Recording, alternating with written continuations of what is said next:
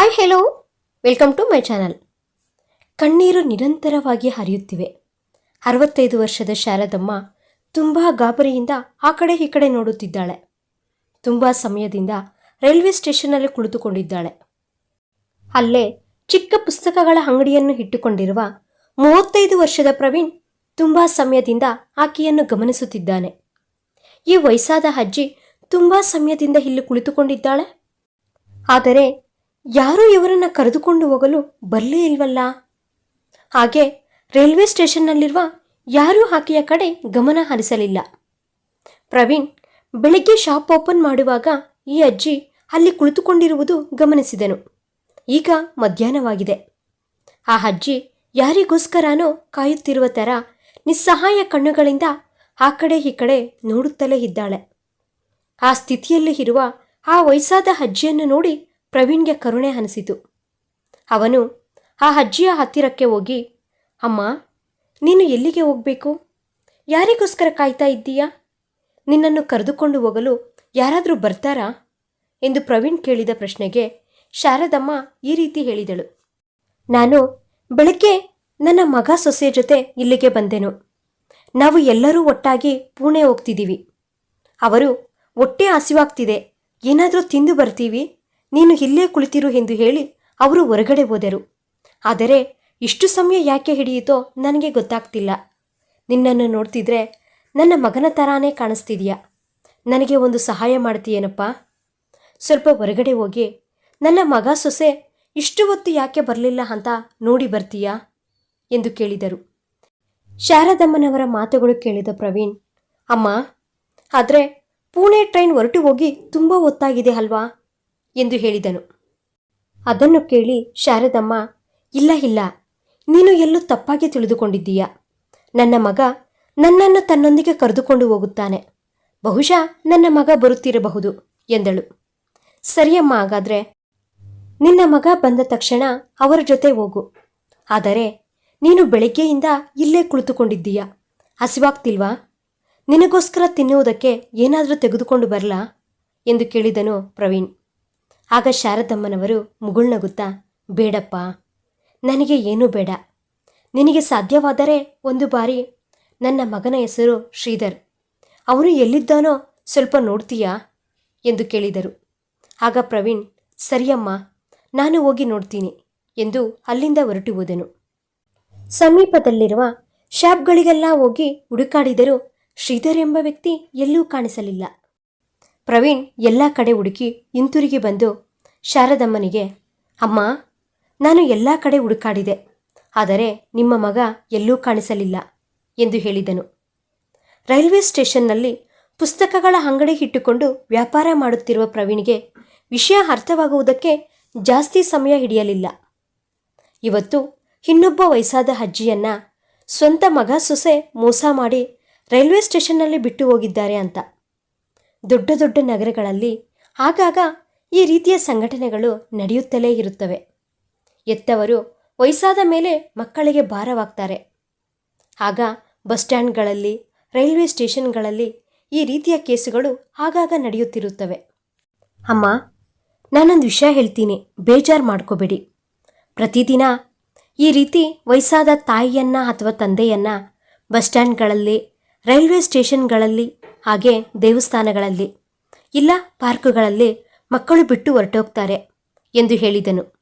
ಇದನ್ನು ಕೇಳಿದ ಶಾರದಮ್ಮನಿಗೆ ತುಂಬ ಕೋಪ ಬಂದು, ನಿನಗೆ ನನ್ನ ಮಗನ ಬಗ್ಗೆ ಏನೂ ಗೊತ್ತಿಲ್ಲ. ಹಾಗಿರುವಾಗ ಹೇಗೆ ಹೀಗೆ ಮಾತನಾಡುತ್ತಿದ್ದೀಯಾ? ನನ್ನ ಮಗ ನನಗೆ ಮೋಸ ಮಾಡಿದನೆಂದು ಹೇಗೆ ಹೇಳ್ತೀಯಾ? ನೀನು ಸರಿಯಾಗಿ ನೋಡಿರುವುದಿಲ್ಲ ಎಂದು ಮತ್ತಷ್ಟು ಭಯದಿಂದ ತನ್ನನ್ನು ತಾನು ಸಮಾಧಾನ ಮಾಡಿಕೊಳ್ಳುತ್ತಾ, ಆ ರೀತಿ ಏನೂ ಆಗಿರುವುದಿಲ್ಲ. ಯಾವುದಾದರೂ ಅತ್ಯವಶ್ಯಕ ಕೆಲಸ ಬಂದಿತ್ತೇನೋ. ಸ್ವಲ್ಪ ಸಮಯದ ನಂತರ ನನ್ನ ಮಗ ಖಂಡಿತವಾಗಿ ಬಂದೇ ಬರ್ತಾನೆ ಎಂದಳು. ಅನಂತರ ಪ್ರವೀಣ್ ಸಹ ಸರಿಯಮ್ಮ ಎಂದು ತನ್ನ ಕೆಲಸದಲ್ಲಿ ಮಗ್ನನಾದನು. ಸಮಯ ಸಂಜೆ 7 ಗಂಟೆ ಆಗ್ತಿದೆ. ಪ್ರವೀಣ್ ಮನೆಗೆ ಹೋಗುವ ಸಮಯ ಆಗ್ತಿದೆ. ವಾತಾವರಣ ಸಹ ತಂಪಾಗಿ ಇದ್ದಿದ್ದರಿಂದ ಶಾರದಮ್ಮ ಚಳಿಗೆ ತನ್ನ ಸೀರೆಯ ಸೆರಗನ್ನು ಒದ್ದುಕೊಂಡು ಮುದಡಿ ಕುಳಿತುಕೊಂಡಿದ್ದಾರೆ. ಇದನ್ನೆಲ್ಲ ಗಮನಿಸುತ್ತಿರುವ ಪ್ರವೀಣ್ ಶಾರದಮ್ಮನವರ ಹತ್ತಿರ ಬಂದು, ನೀವು ಎಲ್ಲಿ ಇರ್ತೀರಾ? ನಿಮ್ಮ ಹೆಸರೇನು? ನಿನ್ನ ಮಗ ಎಲ್ಲಿ ಇರ್ತಾನೋ ಗೊತ್ತಾ ನಿಮಗೆ? ನಾನು ನಿಮ್ಮನ್ನು ನಿಮ್ಮ ಮನೆಯ ಹತ್ತಿರ ಬಿಟ್ಟು ಬರ್ತೀನಿ ಎಂದು ಕೇಳಿದನು. ಆಗ ಶಾರದಮ್ಮ, ನನ್ನ ಮಗ ಸ್ವಲ್ಪ ದಿನಗಳ ಹಿಂದೆ ನನ್ನನ್ನು ನಮ್ಮೂರಿನಿಂದ ಈ ಪಟ್ಟಣಕ್ಕೆ ಕರೆದುಕೊಂಡು ಬಂದನು. ಇಲ್ಲಿ ನಾನು ನನ್ನ ಮಗ ಸೊಸೆ ಮೊಮ್ಮಗನ ಜೊತೆ ಇರುತ್ತಿದ್ದೆ. ಈಗ ನನ್ನ ಮಗನಿಗೆ ಪುಣೆಗೆ ವರ್ಗಾವಣೆಯಾಗಿದೆಯಂತೆ. ಅದಕ್ಕೆ ನಾವೆಲ್ಲರೂ ಈಗ ಅಲ್ಲಿಗೆ ಹೊರಟಿದ್ದೀವಿ. ನಾನು ನನ್ನ ಮಗನಿಗೋಸ್ಕರ ಕಾದು ಕಾದು ರಾತ್ರಿ ಆಗ್ತಾ ಬಂತು. ಆದರೆ ಯಾರೂ ನನಗೋಸ್ಕರ ಬರಲಿಲ್ಲ ಎಂದಳು.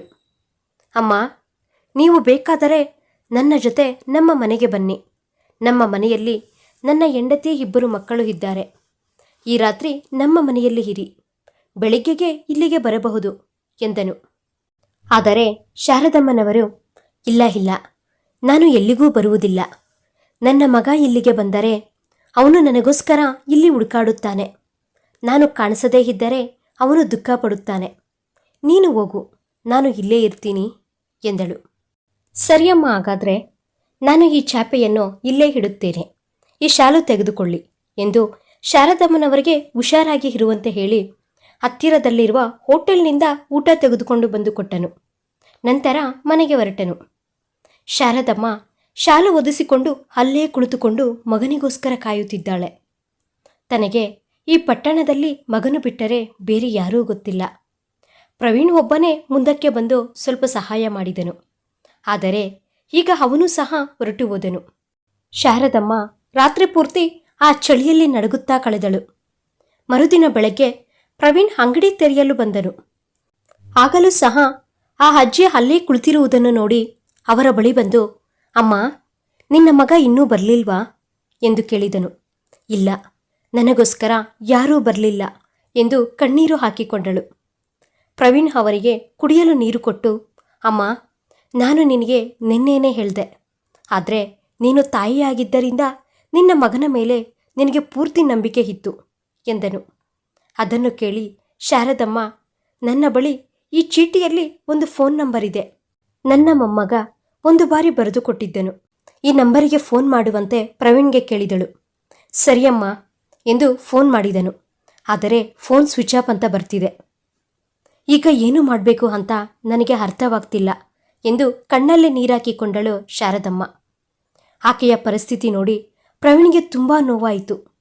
ಅಲ್ಲೇ ಇದ್ದ ಬೆಂಚ್ ಮೇಲೆ ಕುಳಿತುಕೊಂಡು ಅಳುತ್ತಲೇ ಇದ್ದಾಳೆ.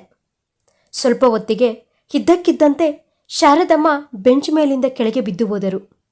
ಪ್ರವೀಣ್ ಅದನ್ನು ನೋಡಿ ಓಡಿ ಬಂದು ಅವರ ಮುಖದ ಮೇಲೆ ನೀರು ಚೆಲ್ಲಿದನು. ಸ್ವಲ್ಪ ಹೊತ್ತಿಗೆ ಆಕೆ ಕಣ್ಣು ತೆರೆದಳು. ತಕ್ಷಣವೇ ಆಕೆಯನ್ನು ಆ ಬೆಂಚ್ ಮೇಲೆ ಮಲಗಿಸಿದನು ಪ್ರವೀಣ್. ಆಕೆಗೆ ಪೂರ್ತಿಯಾಗಿ ಪ್ರಜ್ಞೆ ಬಂದ ಮೇಲೆ, ಏನಾಯಿತು ನಿಮಗೆ? ನಾನು ಕೊಟ್ಟಿದ್ದ ಊಟ ಮಾಡಲಿಲ್ವಾ? ತುಂಬ ಸುಸ್ತಾದವರಂತೆ ಕಾಣ್ತಿದ್ದೀರಾ ಎಂದು ಕೇಳಿದನು. ಎತ್ತ ಮಗ ಮಾಡಿದ ಮೋಸ ನನ್ನಿಂದ ಮರೆಯಲು ಆಗ್ತಿಲ್ಲ ಎಂದು ಕಣ್ಣಲ್ಲಿ ನೀರಾಕಿಕೊಳ್ಳುತ್ತಾ ಹೇಳಿದಳು. ಅದನ್ನು ಕೇಳಿದ ಪ್ರವೀಣ್ ತಕ್ಷಣವೇ ಹತ್ತಿರದಲ್ಲೇ ಇದ್ದ ಕ್ಯಾಂಟೀನ್ಗೆ ಹೋಗಿ ಊಟ ತಂದುಕೊಟ್ಟು, ಅಮ್ಮ, ಮೊದಲು ನೀವು ಊಟ ಮಾಡಿ, ನಂತರ ನಾವಿಬ್ಬರು ಮಾತನಾಡಿಕೊಳ್ಳೋಣ ಎಂದನು. ಪ್ರವೀಣ್ ಬಲವಂತದ ಮೇರೆಗೆ ಊಟ ಮಾಡಿದ ಶಾರದಮ್ಮನಿಗೆ, ಈಗ ನಿನ್ನ ಮಗ ಹಿಂದಿರುಗಿ ಬರುವುದಿಲ್ಲವೆಂದು ನಿನಗೆ ಅರ್ಥವಾಗಿದೆ. ಆದ್ದರಿಂದ ನೀನು ನಿನ್ನ ಹಳ್ಳಿಯಲ್ಲಿರುವ ನಿಮ್ಮ ಮನೆಗೆ ಏಕೆ ಹೋಗಬಾರದು ಎಂದು ಕೇಳಿದನು. ನಾನು ಎಲ್ಲಿಗೆ ಹೋಗಲಪ್ಪ? ನನ್ನ ಮಗ ಇನ್ಮುಂದೆ ನೀನು ನನ್ನ ಬಳಿಯೇ ಇರುತ್ತೀಯ. ಆದ್ದರಿಂದ ಮನೆಯನ್ನ ಮಾರಿಬಿಡು ಎಂದನು. ನಾನು ಅವನ ಮಾತು ಕೇಳಿ ಮನೆಯನ್ನ ಮಾರಿಬಿಟ್ಟೆ. ನಂತರ ಈ ವಯಸ್ಸಿನಲ್ಲಿ ಇಷ್ಟೊಂದು ಹಣ ಹೇಗೆ ಇಟ್ಟುಕೊಳ್ಳುತ್ತೀಯಾ ಎಂದು ಶ್ರೀಧರ್ ಹಣವನ್ನೆಲ್ಲ ತೆಗೆದುಕೊಂಡು ಬಿಟ್ಟನು ಎಂದಳು. ಶಾರದಮ್ಮನವರ ಮಾತುಗಳು ಕೇಳಿ ಪ್ರವೀಣ್ ಮನಸ್ಸು ಚುರುಕೆಂದಿತು. ಆದರೆ ಅವನು ಏನೂ ಮಾಡಲಾಗದ ಪರಿಸ್ಥಿತಿ. ಅವನು ಸಣ್ಣ ಪುಸ್ತಕದ ಅಂಗಡಿಯನ್ನು ನಡೆಸುತ್ತಾ ಕುಟುಂಬವನ್ನು ಪೋಷಿಸಿಕೊಳ್ಳುತ್ತಿದ್ದಾನೆ. ಶಾರದಮ್ಮನಿಗೆ ಸಮಾಧಾನ ಮಾಡಿ ಮತ್ತೆ ಅಂಗಡಿಯನ್ನು ನೋಡಿಕೊಳ್ಳಲು ಪ್ರಾರಂಭಿಸಿದನು. ಸ್ವಲ್ಪ ಸಮಯದ ನಂತರ ಶಾರದಮ್ಮ ಅಲ್ಲಿಂದ ಎದ್ದು ಎಲ್ಲಿಗೋ ಹೊರಟು ಹೋದಳು. ವಾತಾವರಣ ತಣ್ಣಗೆ ಇದ್ದಿದ್ದರಿಂದ ಚಳಿಗೆ ನಡುಗುತ್ತಾ ಫುಟ್ಪಾತ್ ಮೇಲೆ ಕುಳಿತುಕೊಂಡು ಅಳುತ್ತಿರುವ ಶಾರದಮ್ಮನನ್ನು ನೋಡಿದನು ಪ್ರವೀಣ್. ಅದೇ ಸಮಯಕ್ಕೆ ಶಾರದಮ್ಮನನ್ನು ನೋಡಿ ಅಲ್ಲಿಗೆ ಕೆಲವೊಂದು ನಾಯಿಗಳು ಬಂದು ಬೊಗಳಲು ಪ್ರಾರಂಭಿಸಿದಾಗ ಆ ವಯಸ್ಸಾದ ಅಜ್ಜಿ ಭಯ ಬಿದ್ದು ಅಲ್ಲಿಂದ ಎದ್ದಳು. ಇದನ್ನೆಲ್ಲ ಗಮನಿಸುತ್ತಿದ್ದ ಪ್ರವೀಣ್ ತಕ್ಷಣ ಅಲ್ಲಿಗೆ ಓಡಿ ಬಂದು ಆ ನಾಯಿಗಳನ್ನು ಓಡಿಸಿ ಶಾರದಮ್ಮನನ್ನು ಪಕ್ಕದಲ್ಲಿ ಕುಳಿಸಿಕೊಂಡು ತನ್ನ ಹೆಂಡತಿಗೆ ಫೋನ್ ಮಾಡಿ ಶಾರದಮ್ಮನವರ ಪರಿಸ್ಥಿತಿಯನ್ನು ಪೂರ್ತಿ ವಿವರಿಸಿ, ರಾಧಾ, ನನ್ನ ತಾಯಿಗೆ ಹುಷಾರಿಲ್ಲದಿದ್ದಾಗ ನನ್ನ ಬಳಿ ಹಣವಿಲ್ಲದೆ ಆಕೆಯನ್ನು ಸರಿಯಾಗಿ ನೋಡಿಕೊಳ್ಳಲಾಗಲಿಲ್ಲ ಎಂಬ ಮನೋವೇದನೆ ಇವತ್ತಿಗೂ ನನ್ನನ್ನು ಕಾಡುತ್ತಿದೆ. ಅದಕ್ಕೆ ಶಾರದಮ್ಮನನ್ನ ನನ್ನ ಜೊತೆ ಮನೆಗೆ ಕರೆದುಕೊಂಡು ಬರಬೇಕು ಅಂತ ಅಂದುಕೊಳ್ಳುತ್ತಿದ್ದೇನೆ ಎಂದು ಹೇಳಿದನು. ಪ್ರವೀಣ್ ಹೆಂಡತಿ ರಾಧಾ ತುಂಬ ಒಳ್ಳೆಯವಳು. ನಮ್ಮ ಆರ್ಥಿಕ ಪರಿಸ್ಥಿತಿ ಅಷ್ಟಕ್ಕಷ್ಟೇ, ಆದರೂ ಇರುವುದರಲ್ಲಿ 2 ಹೊತ್ತು ಊಟ ಆದರೂ ಕೊಡಲು ಆಗುತ್ತೆ ಅಲ್ವಾ? ನೀವು ಇನ್ನೇನು ಆಲೋಚನೆ ಮಾಡದೆ ಶಾರದಮ್ಮನನ್ನ ನಮ್ಮ ಮನೆಗೆ ಕರೆದುಕೊಂಡು ಬನ್ನಿ ಎಂದಳು. ಅದನ್ನು ಕೇಳಿ ತುಂಬ ಸಂತೋಷಪಟ್ಟ ಪ್ರವೀಣ್ ಶಾರದಮ್ಮನನ್ನ ಮನೆಗೆ ಕರೆದುಕೊಂಡು ಹೋದನು. ಅವನ ಮನೆ ತುಂಬ ಚಿಕ್ಕದು. ಅಲ್ಲಿ ಅವನ ಹೆಂಡತಿ 2 ಮಕ್ಕಳು ಇದ್ದಾರೆ. ಮನೆಗೆ ಬಂದ ನಂತರ ಶಾರದಮ್ಮ, ನನ್ನಿಂದ ನಿಮಗೆ ತೊಂದರೆಯಾಗುತ್ತಿದೆ. ನನ್ನ ಹಣೆ ಬರಹದಲ್ಲಿ ದೇವರು ಏನು ಬರೆದಿದ್ದಾನೋ ಅದು ನಡೆಯುತ್ತದೆ. ನನ್ನಿಂದ ನೀವ್ಯಾರು ತೊಂದರೆ ಅನುಭವಿಸುವುದು ನನಗೆ ಇಷ್ಟವಿಲ್ಲ. ನಾನು ಹೊರಟು ಹೋಗುತ್ತೇನೆ ಎಂದಳು. ಇಲ್ಲ ಅಮ್ಮ, ನೀವು ಎಲ್ಲಿಗೂ ಹೋಗಬಾರದು. ನೀವು ನಮ್ಮ ಜೊತೆಯಲ್ಲಿ ಇದ್ದರೇನೆ ನಮಗೆ ಸಂತೋಷ. ದೇವರು ನಿಮ್ಮ ಹಣೆ ಬರಹದಲ್ಲಿ ನಮ್ಮ ಜೊತೆ ಇರಬೇಕು ಅಂತ ಬರೆದಿದ್ದಾನೆ ಅಂತ ಅಂದುಕೊಳ್ಳಿ. ಇನ್ಮೇಲೆ ನೀವು ಈ ಮನೆಯಲ್ಲೇ ಪ್ರಶಾಂತವಾಗಿ ಇರಿ ಎಂದಳು ರಾಧಾ. ಸ್ವಲ್ಪ ಹೊತ್ತಿಗೆ ಮನೆಯ ಸದಸ್ಯರೆಲ್ಲರೂ ಸೇರಿ ಊಟ ಮಾಡಿದರು. ಆದರೆ ಶಾರದಮ್ಮನವರು ಅನ್ಕಂಫರ್ಟಬಲ್ ಆಗಿ ಇರುವುದನ್ನು ಗಮನಿಸಿದ ಪ್ರವೀಣ್, ಅಮ್ಮ, ನಮ್ಮ ಮನೆ ಸ್ವಲ್ಪ ಚಿಕ್ಕದು, ಆದರೆ ನಮ್ಮ ಹೃದಯದಲ್ಲಿ ನಿಮಗೋಸ್ಕರ ತುಂಬ ವಿಶಾಲವಾದ ಸ್ಥಳವಿದೆ. ನಮ್ಮ ಮಕ್ಕಳನ್ನು ನಿಮ್ಮ ಸ್ವಂತ ಮೊಮ್ಮಕ್ಕಳ ಥರ ಭಾವಿಸಿ. ಇನ್ಮುಂದೆ ನೀವು ಈ ಮನೆಯ ಸದಸ್ಯರು ಎಂದನು. ಆ ಮಾತುಗಳಿಗೆ ಶಾರದಮ್ಮನವರ ಕಣ್ಣಲ್ಲಿ ನೀರು ಬಂದಿತು. ಪ್ರವೀಣ್ ರಾಧಾಳ ತಲೆಯನ್ನು ಸವರುತ್ತಾ, ನೀವಿಬ್ಬರು ಯಾವಾಗಲೂ ಸಂತೋಷವಾಗಿರಬೇಕು. ನನ್ನ ಸ್ವಂತ ಮಗ ಸೊಸೆ ನನ್ನನ್ನು ತಿರಸ್ಕರಿಸಿದರೂ ಕಷ್ಟ ಕಾಲದಲ್ಲಿ ನೀವು ನನಗೆ ಜೊತೆಯಾಗಿ ನಿಂತಿದ್ದೀರಿ ಎಂದು ಕಣ್ಣೀರು ಹಾಕಿಕೊಂಡರು. ಮರುದಿನ ಬೆಳಗ್ಗೆ ಪ್ರವೀಣ್ ಸ್ನಾನ ಮಾಡಿ ತಿಂಡಿ ತಿಂದು ಶಾಪ್ಗೆ ಹೋದನು. ಮಕ್ಕಳು ಸ್ಕೂಲಿಗೆ ಹೊರಟರು. ಮನೆಯಲ್ಲಿ ಶಾರದಮ್ಮನವರು ಮತ್ತೆ ರಾಧಾ ಮಾತ್ರ ಇದ್ದಾರೆ. ರಾಧಾ ಮನೆಯ ಕೆಲಸಗಳನ್ನು ನೋಡಿಕೊಳ್ಳುವುದಲ್ಲದೆ ಕೆಲವೊಂದು ತಿಂಡಿ ತಿನಿಸುಗಳನ್ನು ತಯಾರು ಮಾಡಿ ಮಾರುವುದನ್ನು ಶಾರದಮ್ಮ ನೋಡಿದಳು. ನಾನು ಸಹ ತುಂಬ ಚೆನ್ನಾಗಿ ಅಡುಗೆಗಳು ಮಾಡ್ತೀನಿ ಎನ್ನುತ್ತಾ, ನಾನು ನಿನಗೆ ಸಹಾಯ ಮಾಡ್ತೀನಿ ಎಂದು ರಾಧಾಗೆ ಸಹಾಯ ಮಾಡಲು ಪ್ರಾರಂಭಿಸಿದಳು. ಆಕೆ ಅವರ ಕುಟುಂಬದಲ್ಲಿ ಬೆರೆತು ಹೋದಳು. ಈಗ ಶಾರದಮ್ಮ ಕುಟುಂಬದಲ್ಲಿರುವ ಸದಸ್ಯರ ಥರ ಪ್ರತಿ ಕೆಲಸದಲ್ಲಿಯೂ ಪಾಲ್ಗೊಳ್ಳುತ್ತಿದ್ದಾಳೆ. ಈಗ ಶಾರದಮ್ಮನವರ ಆಗಮನದಿಂದ ರಾಧಾಳ ತಿಂಡಿ ತಿನಿಸುಗಳ ಬಿಸಿನೆಸ್ ಇನ್ನೂ ಸ್ವಲ್ಪ ಬೆಳೆಯಿತು. ಯಾಕೆಂದರೆ ಶಾರದಮ್ಮನವರು ತಿಂಡಿ ತಿನಿಸುಗಳು ಮಾಡುವುದರಲ್ಲಿ ನಿಪುಣರು. ಪ್ರಜೆಗಳು ಶಾರದಮ್ಮನವರ ತಿಂಡಿ ತಿನಿಸುಗಳನ್ನು ತುಂಬ ಚೆನ್ನಾಗಿ ಇಷ್ಟಪಡಲು ಪ್ರಾರಂಭಿಸಿದರು. ತಿಂಡಿ ತಿನಿಸುಗಳ ಜೊತೆಗೆ ಉಪ್ಪಿನಕಾಯಿ, ಹಪ್ಪಳ, ಸಂಡಿಗೆ ಈ ರೀತಿಯ ಇತ್ಯಾದಿಗಳನ್ನು ಮಾಡಿ ಮಾರುತ್ತಿದ್ದರು. ಶಾರದಮ್ಮನವರ ಕೈರುಚಿಗೆ ಗಿರಾಕಿಗಳು ಹೆಚ್ಚಾದರು. ನಿಧಾನವಾಗಿ ಆರ್ಡರ್ಗಳು ಬರಲು ಪ್ರಾರಂಭಿಸಿದವು. ಮನೆಯಲ್ಲಿ ಚಿಕ್ಕ ಚಿಕ್ಕ ಆರ್ಥಿಕ ತೊಂದರೆಗಳು ಸಹ ಕಡಿಮೆಯಾಗುತ್ತಿವೆ. ಶಾರದಮ್ಮ ಮನೆಯಲ್ಲಿ ಇದ್ದು ಮಕ್ಕಳನ್ನು ನೋಡಿಕೊಳ್ಳುವುದು, ಮಾರ್ಕೆಟ್ನಿಂದ ಹಣ್ಣು ತರಕಾರಿಗಳು ತರುವುದು, ಈ ರೀತಿಯ ಕೆಲಸಗಳನ್ನೆಲ್ಲ ನೋಡಿಕೊಳ್ಳುತ್ತಿದ್ದರು. ಪ್ರವೀಣ್ ರಾಧಾ ಯಾವಾಗಲೂ ಮರಕ್ಕೆ ಬೇರು ಎಷ್ಟು ಮುಖ್ಯವೋ ಅದೇ ರೀತಿ ಮನೆಗೆ ದೊಡ್ಡವರು ಸಹ ತುಂಬ ಅವಶ್ಯಕ ಅಂತ ಅಂದುಕೊಳ್ಳುತ್ತಿದ್ದರು. ಶಾರದಮ್ಮನ ರೂಪದಲ್ಲಿ ನಮಗೆ ಆ ಕೊರತೆ ತೀರಿ ಹೋಯಿತು ಅಂತ ಸಂತೋಷ ಪಡುತ್ತಿದ್ದರು. ಒಂದು ದಿನ ರಾಧಾ ಮನೆ ಕೆಲಸ ಮಾಡುತ್ತಿರುವಾಗ ಶಾರದಮ್ಮ, ಅಮ್ಮ ರಾಧಾ, ನಾನು ತರಕಾರಿಗಳನ್ನು ತೆಗೆದುಕೊಂಡು ಬರ್ತೀನಿ, ಒಂದು ಬ್ಯಾಗ್ ಕೊಡು ಎಂದು ತರಕಾರಿಗಳನ್ನು ತೆಗೆದುಕೊಂಡು ಬರಲು ಹೋದರು. ತರಕಾರಿಗಳನ್ನು ತೆಗೆದುಕೊಂಡು ಮನೆಗೆ ಹಿಂತಿರುಗಿ ಬರುವಾಗ ಒಬ್ಬ ಅಂಗವಿಕಲ ಹುಡುಗ ಲಾಟರಿ ಟಿಕೆಟ್ಗಳು ಮಾರುತ್ತಿರುವುದನ್ನು ನೋಡಿದಳು. ಒಂದು ಟಿಕೆಟ್ನ ಬೆಲೆ 100 ರೂಪಾಯಿ. ಅದರ ಪ್ರೈಸ್ ಮನಿ 5 ಕೋಟಿಗಳು.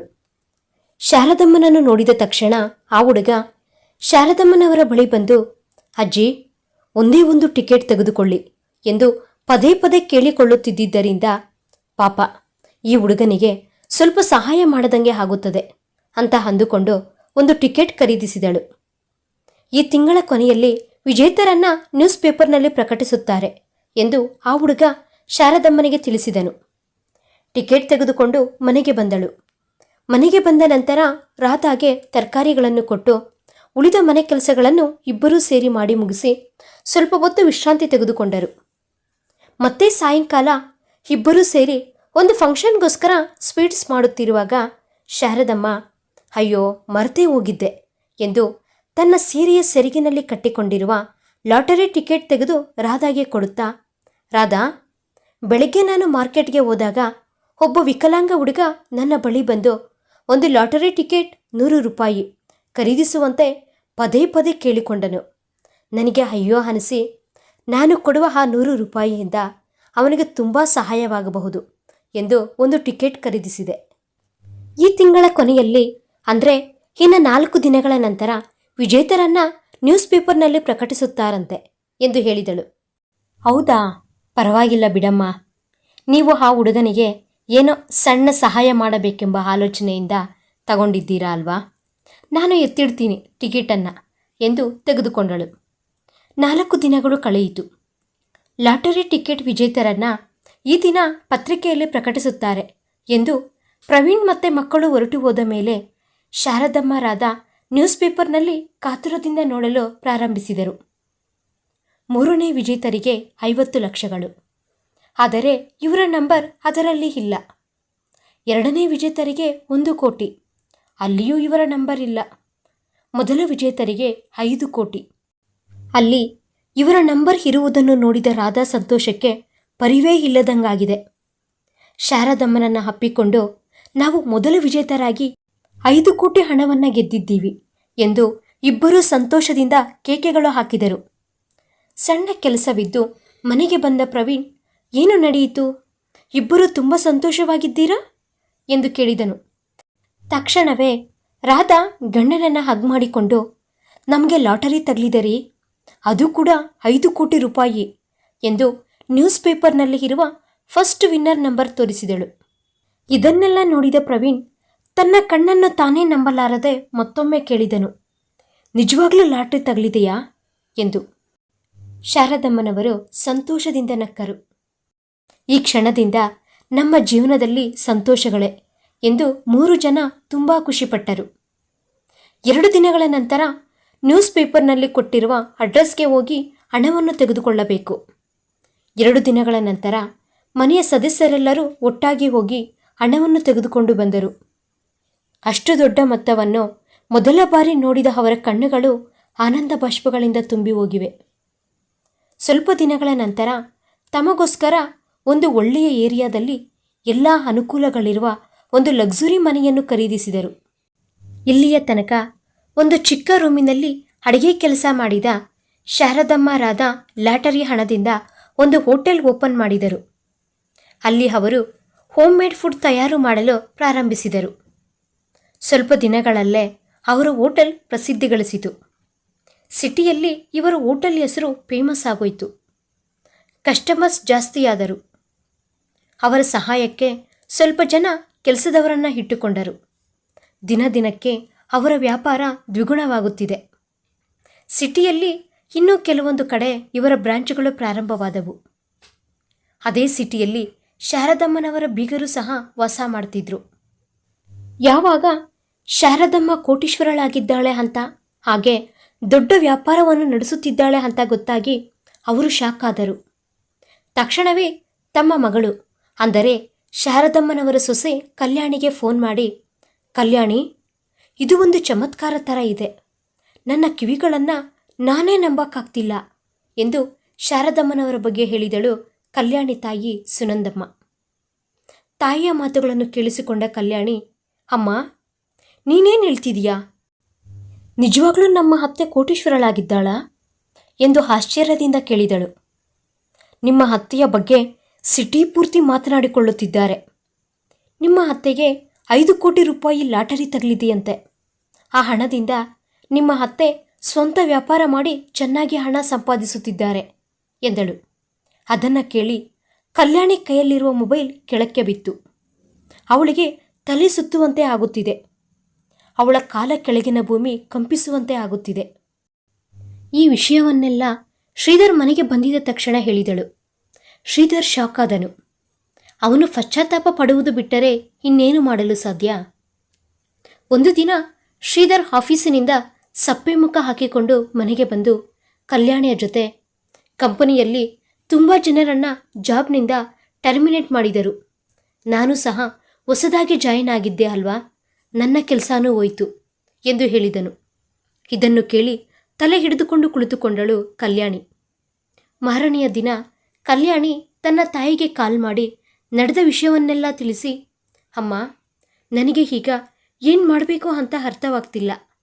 ನನ್ನ ಮಗನನ್ನು ಚೆನ್ನಾಗಿ ಓದಿಸಬೇಕೆಂದು ಎಷ್ಟೋ ಕನಸುಗಳನ್ನು ಕಂಡಿದ್ದೆ. ಆದರೆ ಈಗ ನನ್ನ ಗಂಡನ ಕೆಲಸ ಹೋಗಿದೆ, ನಾನೇನು ಮಾಡಲಿ ಎಂದು ಅಳುತ್ತಿರುವ ಮಗಳನ್ನು ತಾಯಿ ಸಮಾಧಾನ ಮಾಡುತ್ತಾ, ಅದರ ಬಗ್ಗೆ ದುಃಖ ಪಡುವುದಕ್ಕೆ ಏನಿದೆಯೇ? ನಿಮ್ಮ ಅತ್ತೆಯ ಬಳಿ ಈಗ ತುಂಬ ಹಣ ಇದೆ. ಆಕೆಯ ಬಳಿ ಹೋಗಿ ಆಕೆಗೆ ಕ್ಷಮಾಪಣೆಯನ್ನು ಕೇಳಿ ಎಂದಳು. ತಕ್ಷಣವೇ ಕಲ್ಯಾಣಿ ಶ್ರೀಧರ್ ಬಳಿ ಹೋಗಿ, ನಿಮ್ಮಮ್ಮ ಈಗ ಒಳ್ಳೆ ಪೊಸಿಷನ್ನಲ್ಲಿ ಇದ್ದಾರೆ. ನಿಮ್ಮ ಅಮ್ಮನನ್ನು ಸಹಾಯ ಕೇಳೋಣ, ಕ್ಷಮಿಸುವಂತೆ ಕೇಳಿಕೊಳ್ಳೋಣ ಎಂದು ಹೇಳಿದಳು. ಬೇರೆ ದಾರಿ ಇಲ್ಲದ ಶ್ರೀಧರ್ ಹೆಂಡತಿ ಕೊಟ್ಟ ಸಲಹೆಯನ್ನು ಅಂಗೀಕರಿಸಿದನು. ತಕ್ಷಣವೇ ಶ್ರೀಧರ್ ಕಲ್ಯಾಣಿ ಮಗನ ಜೊತೆ ಶಾರದಮ್ಮನವರು ನಡೆಸುವ ಹೋಟೆಲ್ ಹತ್ತಿರಕ್ಕೆ ಬಂದರು. ಅಲ್ಲಿ ನೋಡಿದರೆ ಜಾತ್ರೆಯ ಥರ ಜನಗಳೇ ಜನಗಳು.